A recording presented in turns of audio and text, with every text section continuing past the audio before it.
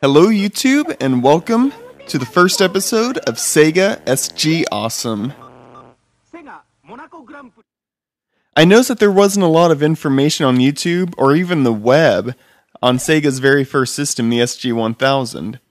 This web series is devoted to exploring and shedding some light on Sega's first console. Each week I'll put out a video exploring a new game. It's not going to be a playthrough, walkthrough, review, or anything like that. It's not even going to be me playing the game badly. The purpose of the series is to explore and understand Sega's early days a little bit more, and maybe throw in a few Steve Benway references. I feel like this is needed because I am a huge Sega fan, but I didn't even know that the SG-1000 existed until a few years ago. Looking on YouTube, there's not a lot of information available. Games have become forgotten, names have been lost, and I want to understand one of my favorite entertainment mediums a little bit more. And I want to make this effort available to others. I'll be taking kind of a Nintendo style and exploring each game by release date.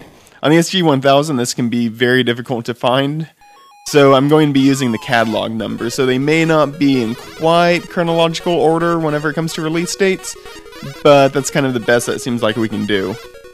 This first episode is just going to provide a quick overview of the system itself, and also the setting that the release date found itself in.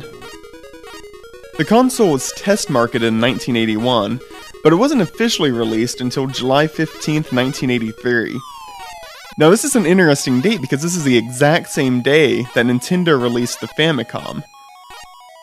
This release date is very fortuitous in retrospect, at least in terms of symbolism, just because those two companies had a humongous console war for the next 15 years. But 1981 test market date is fairly significant.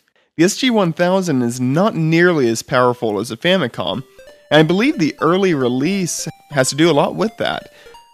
It's not that the console was actually made for 1983, it was made for 1981. This puts it around the release date of the ColecoVision, which is what the system is on par with. It's also very similar to the MSX computing platform. It's so similar, in fact, to the ColecoVision and the MSX, that a lot of homebrew games exist for the ColecoVision that are just ports of the SG-1000. Another interesting cross-platform feature of the SG-1000 is that you can play some MSX games on the SG-1000. This is done with a cartridge adapter. This adapter was found in Taiwan, where the SG-1000 was most popular. Now, the MSX games are ports, and the adapter does double the memory of the SG-1000. One distinction that I have difficulty with, and a lot of other people seem to have problems with as well, is whether or not the SG-1000 is really a different console from the Master System. I'm going to explore 5 of the SG-1000's redesigns. The original model looked very much like a toy in my opinion. It came with a joystick that had a, at least outward design, very reminiscent of the Atari 5200 or even the ColecoVision, where it has a joystick on top and then the side buttons. This was quickly redesigned to the SG-1000 too.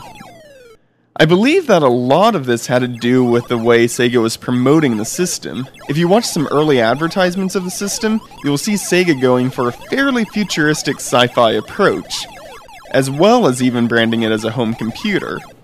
This really didn't mix well with the toyish appearance. The revision created a much more sci-fi look, as well as provide some Famicom-style controls. Sega at this time was really pushing the space game market. Keep in mind that the launch titles for the Famicom were Donkey Kong, Donkey Kong Jr., and Popeye. Famicom really didn't have a lot of variation to start with. I feel like Sega was attempting to exploit this and brand itself as a shooter platform. Interestingly enough, this trend kind of continued into the Saturn and Dreamcast years. Now ultimately this didn't work because the Famicom had third-party support which provided much better variation than the SG-1000 ever had. But to illustrate this focus that Sega had, watch some of these early advertisements featuring the actress Yuko Saito. 先生、あれは新しい星ですか？あれは欲しいですね。エクセリオン、オーガス、スタージャッカ、みんな欲しいですよ。セガならソフトの数だけ興奮がある。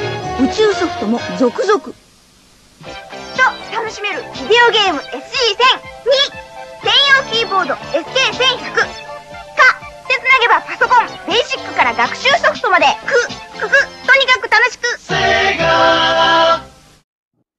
This early commercial kind of featured a bit of a slogan with a Tonikaku phrase.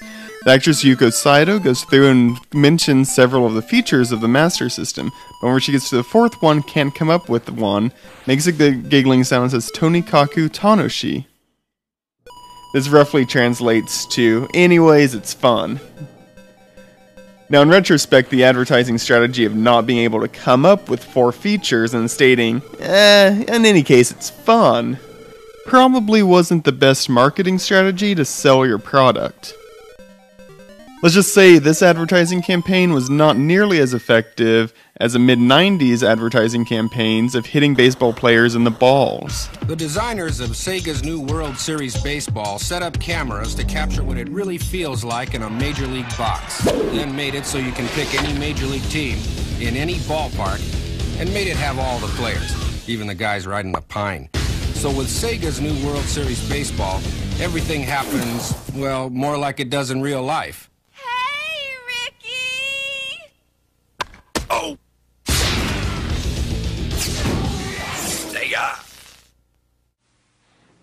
But as the advertising campaigns went on, the commercials did get better. They all featured Yuko Saito, and usually she was in a costume or setting related to the game. This reminds me a lot of the later advertising campaigns of the Sega Saturn featuring Sega Sanshiro. They also got a little funnier and kid-friendly in a Looney Tunes type of way with cartoon bombs. I like to think of this as Sega's buy our system or we'll blow you up era. But one of the most fascinating things about this commercial is that the Sega chime is present and very prominent. It was during this portion of the advertising campaign and of the Sega SG-1002 where Sega was experimenting with the system's identity a little bit more. Both versions of the system released only had a slot for cartridges, but Sega started releasing games on these card formats. But they did require an additional accessory called the card catcher, considering that these first systems did not actually have the card slot. Unfortunately, these cards also didn't hold very much space, about 256 kilobytes. The small size did not help in the tech war with Nintendo. Nintendo already had a technological lead at that point, and having a bunch of games that contained less space than the Nintendo cards didn't help. This is where the third revision comes in, the Sega Mark III. The Sega Mark III features a card catcher built in. It also doubled the memory and features a new video processor. This makes the system more powerful than the Famicom, but also makes it difficult to call it the third revision of the SG-1000.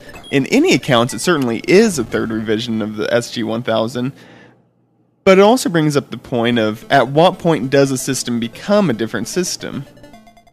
The Master System and the Mark III are compatible with the SG-1000 games, but because of the difference in the video processor, it does run with the colors looking a little bit different. Now, this isn't a big deal. Some of the Master System games did this as well, such as F-16 Fighting Falcon. Jumping ahead on a side note, the Genesis and Mega Drive can play Master System Mark III games, but they cannot play SG-1000 games because of this video mode. This means that SG-1000 games are not compatible with the power-based converter. Same with F-16 Flying Falcon, you just can't play it on the power-based converter. Finally, a fourth revision came out branded the Master System. This is the version most of the world is familiar with. The Master System is backwards compatible with all SG-1000 games. However, Western systems will not work out of the box, so don't go to eBay and start buying these games. This is due to 2 reasons. One, the cartridge and pin layouts are physically different. But the often cited physical difference is not the largest underlying reason. The biggest reason is the BIOS ran at startup. The Master System does an authentication check for the games. The SG-1000 games just do not have this authentication code in the header files that are required by the Western systems. The Western versions require this authentication code.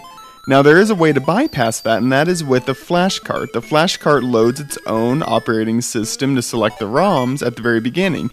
This is what the BIOS checks. After that you can select the ROMs. Basically acts like a boot disk for modern CD-based systems. This is a way to go if you own a Western console and just want to play the games. Now there is also a fifth variation in a way. and that's the Sega Game Gear. The Game Gear is essentially a portable Master System, and believe it or not, it is possible to play SG-1000 games on the Game Gear using a flash card. Now, however, you do have to go in and modify and edit the ROMs a little bit. This mainly goes through and makes everything actually work with the Game Gear color palette, but it is possible. With all of this, it's hard to call the SG-1000 its own system. It's hard to really call any of Sega's 8-bit lineup different systems, and where the SG-1000 may not be considered a massive success, I certainly can't call it a failure. And a lot of this has to do with its relation to all the 8-bit systems. Its architecture is essentially the Master System, which is essentially the Game Gear. This gives Sega's 8-bit lineup a lifespan of almost 20 years. This beats out the Famicom on any rate. This goes from the beginning 1981 test date all the way to the Majesco release of the Sega Game Gear in 1998. This is just a few years before Sega exited the console market. So by understanding Sega's 8-bit lineup, you can actually understand Sega through pretty much its entire lifespan as a console manufacturer. And this understanding is one of the main goals of this web series. To understand Sega's 8-bit lineup, starting with the SG-1000, which is not very well known, and thus understand Sega a little bit better. The SG-1000 game lineup features references to pop culture, missing links in game design, and even the very first games created by some of the greats such as Yu Suzuki and Yuji Naka. We will begin this exploration next week with the very first catalog number, 1001 Borderline. If you're interested, be sure to comment, subscribe, like, and definitely leave comments on what you would like to see in this video. If there's something that you want me to try to dig up, let me know.